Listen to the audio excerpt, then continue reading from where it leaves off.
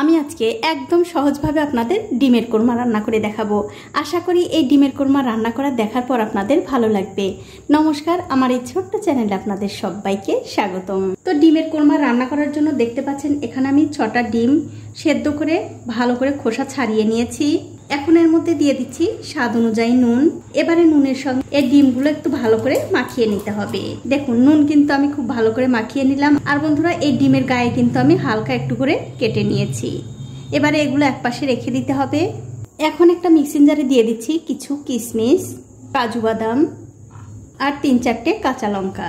এবারে এর মধ্যে জল দিয়ে খুব সুন্দর একটা পেস্ট বানিয়ে নিতে হবে। এখন একটা কড়াইতে দিয়ে দিচ্ছি সাদা তেল। কিছুক্ষণ পর যখন দেখবেন তেলটা একটু ভালো করে গরম হয়ে গেছে, তখন এর মধ্যে ডিমগুলো দিয়ে একটু ভেজে নিতে হবে।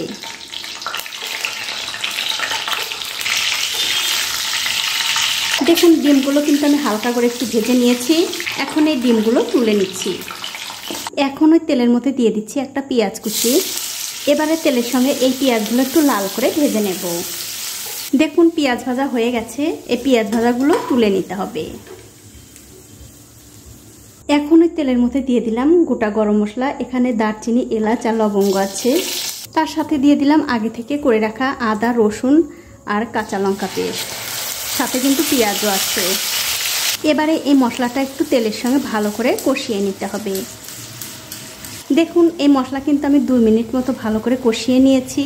এখন আমি এর মধ্যে দিয়ে দিচ্ছি কিছু গুঁড়ো মশলা। এখানে আছে স্বাদ অনুযায়ী নুন, হলুদের গুঁড়ো, লঙ্কার গুঁড়ো, জিরার গুঁড়ো আর ধনিয়ার গুঁড়ো। এবারে এই মশলাটা এই পেঁয়াজ, রসুন আর আদা বাটার সঙ্গে ভালো করে মিশিয়ে দিয়ে আরও 2 থেকে 3 মিনিট কষিয়ে নিতে হবে। তবে বন্ধুরা, এর মধ্যে কিন্তু জিরার গুঁড়ো, হলুদের গুঁড়ো, লঙ্কার গুঁড়ো এগুলো খুব একটা বেশি দেওয়া যাবে না। এই মশলাগুলো খুব একটা বেশি দিলে কিন্তু এই ডিমের কোরমা খেতে ভালো লাগবে না। তার জন্য খুবই অল্প অল্প পরিমাণে দিয়ে ভালো করে কষিয়ে নিতে হবে। দেখুন, মশলাটা কিন্তু আমি খুব ভালো করে কষিয়ে নিয়েছি। এখন আমি এর মধ্যে দিয়ে দিচ্ছি আগে থেকে করে রাখা কিশমিশ আর কাজু বাদামের পেস্ট। মশলার বাটিটা ধুয়ে সামান্য একটু জল দিয়ে দিলাম। এবারে এই মশলার সঙ্গে কাজু আর কিশমিশ বাটাটা আবার একটু ভালো করে কষিয়ে নিতে হবে। দেখুন, আরও 2 মিনিট সময় ধরে এই মশলা কিন্তু আমি খুব ভালো করে কষিয়ে নিয়েছি। এবারে গ্যাসের ফ্লেমটা একদম লোতে রেখে এর মধ্যে দিয়ে দিচ্ছি 2 চামচ টক দই। এখন এই মশলার সঙ্গে টক দইটা ভালো করে মিশিয়ে দিয়ে আরও 1 থেকে 2 মিনিট কষিয়ে নিতে হবে। আর আমার এই ছোট্ট চ্যানেলটি যারা সাবস্ক্রাইব করেছেন তাদেরকে অনেক ধন্যবাদ। আর যারা সাবস্ক্রাইব করেননি তাদেরকে সাবস্ক্রাইব করে নেওয়ার অনুরোধ রইল। যে সকল বন্ধুরা আমার এই রেসিপিটা ফেসবুক থেকে দেখছেন তাদের কাছে আমার একটাই অনুরোধ, অবশ্যই আমার এই পেজটিকে ফলো করে দেবেন। তাহলে আমি যখনই নতুন কোনো ভিডিও নিয়ে আসবো সবার আগেই কিন্তু আপনি দেখতে পাবেন। দেখুন, আপনাদের সঙ্গে কথা বলতে বলতে কিন্তু মশলা কিন্তু খুব ভালো করে কষানো হয়ে গেছে। এবারে গ্যাসের ফ্লেমটা বাড়িয়ে দিয়ে এর মধ্যে দিয়ে দিচ্ছি 1 কাপ দুধ আর দিয়ে দিচ্ছি 1 কাপ জল। এবারে সব কিছু ভালো করে মিশিয়ে দিয়ে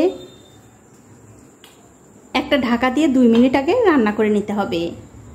2 মিনিট পর আমি ঢাকাটা তুলে নিলাম। তুলে নিয়ে এর মধ্যে দিয়ে দিচ্ছি আগে থেকে ভেজে রাখা সেই ডিম আর দিয়ে দিচ্ছি সামান্য একটু চিনি। এবারে সব কিছু ভালো করে একটু মিশিয়ে দিয়ে আবারও ঢাকা দিয়ে গ্যাসের ফ্লেমটা মিডিয়ামে রেখে 7 থেকে 8 মিনিট রান্না করে নিতে হবে। 7-8 মিনিট পর ওপর থেকে আমি ঢাকাটা তুলে নিলাম। এখন এই ডিমের কোরমা আমি খুবই হালকা হাতে একটু নাড়াচাড়া করে দেব। তারপর এর উপরে দিয়ে দিচ্ছি আগে থেকে ভেজে রাখা সেই বেরেস্তা আর দিয়ে দিচ্ছি 1 চামচ ঘি। অবশ্যই কিন্তু বন্ধুরা একটুখানি ঘি দেওয়ার চেষ্টা করবেন, তাহলে কিন্তু এই ডিমের কোরমা খেতে আরও বেশি ভালো লাগবে। এবারে ঘি বেরেস্তা এই কোরমার সঙ্গে ভালো করে মিশিয়ে দিয়ে আমি গ্যাসের ফ্লেমটা বন্ধ করে দেব। তবে বন্ধুরা, এই যে দেখতে পাচ্ছেন এই গ্রেভিটা অনেকটা পাতলা আছে, এরকম কিন্তু থাকবে না। যখন ঠান্ডা হয়ে যাবে তখন কিন্তু অনেকটাই ঘন হয়ে যাবে। তো এই দেখুন বন্ধুরা, হয়ে গেছে আমার ডিমের কোরমা রান্না করা। এইভাবে ডিমের কোরমা রান্না করে আপনারা গরম ভাত, পোলাও, ফ্রাইড রাইস, এমনকি রুটি, পরোটা সবকিছুর সঙ্গেই খেতে পারবেন। খেতে কিন্তু বন্ধুরা অসাধারণ হয়। তো বন্ধুরা, আমার আজকের এই ডিমের কোরমা রেসিপিটা রান্না করা দেখার পর আপনাদের কেমন লাগলো সেটা কিন্তু অবশ্যই আপনারা কমেন্ট করে জানাতে ভুলবেন না।